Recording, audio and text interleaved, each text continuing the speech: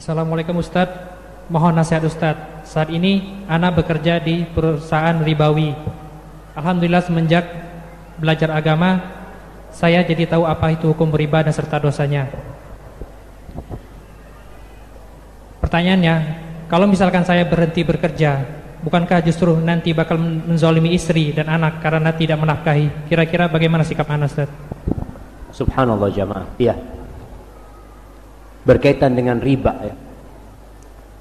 Di antara yang menyebabkan negeri tidak madani, tidak barokah, itu riba.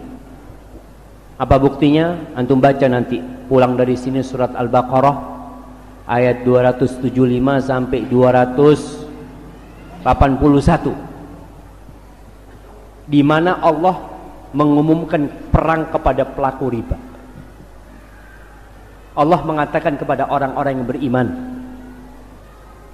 Ini ayat turun setelah para sahabat masuk Islam di Madinah. Mereka dulu banyak melakukan riba, bahkan paman Nabi itu pelaku riba. Abbas bin Abdul Muttalib itu pelaku riba. Nabi menyebutkan nama Abbas secara jelas.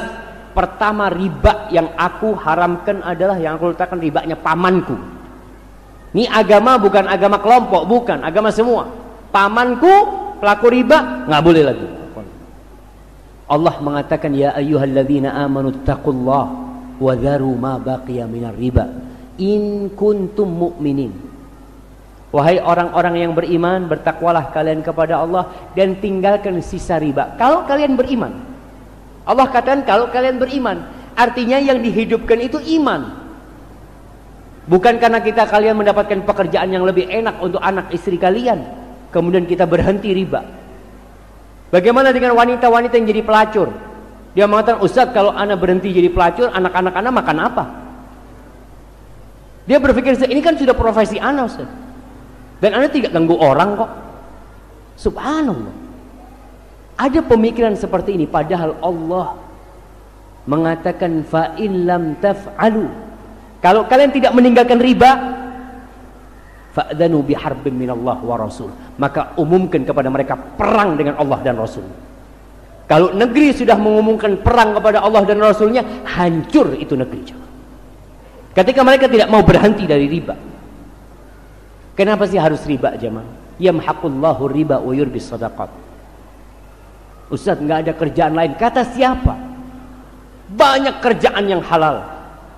Dan umat Islam ini jumlahnya mayoritas, dan dia bisa menekan supaya usaha-usaha itu tidak ada riba. Bisa, karena kita yang banyak. Kenapa sekarang muncul bank syariat? Karena umat Islam menuntut harus ada bank syariat. Kenapa semua bank konvensional buka cabang syariat? Karena kita yang nuntut, minta supaya ada bank syariat. Artinya seorang muslim ketika meninggalkan riba, mau tidak mau perusahaan itu akan berpikir, karena selama ini yang nabung di tempat dia, yang pinjam sama dia muslim, gimana saya memberikan kepada mereka sistem yang islami yang bisa mereka terima. Orang yang menyimpan duit di bank dapat nggak dosanya riba? Jamaah, kita bicara bank riba. Bank syariat alhamdulillah sudah mulai syariat. Kita harus kawal syariatnya, walaupun ada yang masih namanya doang syariat, tapi ke depan insya Allah mudah-mudahan jadi syariat. Antum punya uang 1 miliar ditaruh di bank, dosa nggak antum? Ustaz, untuk keamanan Ustaz. Ya, kalau untuk keamanan, ya antum ambil safety box, antum ambil duit itu belikan tanah, aman insya Allah. Tapi kalau antum letakkan di bank, mau tidak mau antum itu mendukung bank. Antum kasih modal sama bank. Bang, nih aku kasih 1 miliar. Kenapa orang kalau ngasih 1 miliar sama bank dapat kartu khusus, dapat hadiah? Kenapa? Karena kau kasih untung sama kita, makanya kita kasih hadiah. Maka usahakanlah, kalau kita punya uang lebih, belikan tanah. Kalau takut di rumah tidak aman, karena banyak perampok atau macam-macam. Tapi kalau memang darurat Ustadz, ya sudah. Kalau memang itu untuk bisnis dalam artian, Ustadz, kita ini uang ini muter, nggak pernah dipakai sama bank, oh, insya Allah nggak ada masalah. Artinya bank tidak pernah menggunakan kita untuk dipinjamkan ke orang duit kita. Kalau antum bekerja di perusahaan riba, antum mengatakan bagaimana dengan anak dan istri anak? Subhanallah. Rizki itu sudah ditentukan sebelum kau keluar dari perut ibu. Tinggal kau cari yang halal. Ada yang halal, ada yang haram. Ustadz, kata sebagian ustadz nggak apa-apa. Ya kalau antum mau kata sebagian ustadz, fadhol. Yang jelas Allah mengumumkan perang. Dan terbukti orang-orang yang melakukan riba nggak barokah hidup. Ada seorang general manajernya Hilton Mekah, namanya Ibrahim Al-Fatih. Anak ingat, anak ngobrol sama dia langsung, dia cerita, anak dulu kuliah di Amerika, tapi alhamdulillah Allah jaga anak ketika itu karena kita punya komunitas muslim yang kuat, sehingga kita tidak macam-macam. Pulang dari Amerika, dia kerja di bank konvensional.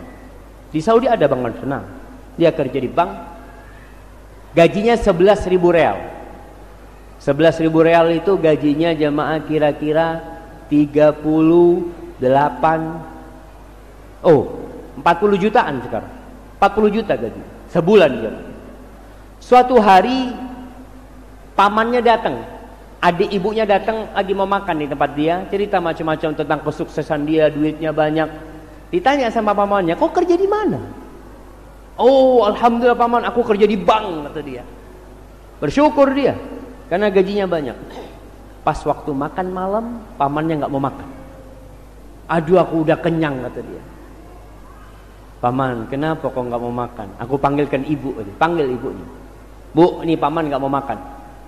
Kau kenapa nggak mau makan? Kata dia. Aku udah kenyang. Enggak, kau bohong. Kenapa kau nggak makan? Iya, anakmu dapat gaji dari riba. Aku takut mau makan. Apa kata ibunya? Nak, besok kau resign. Ibunya, nak, kau besok resign. Kata si anak sebenarnya, aduh, nggak kepingin resign, fulusnya banyak ini.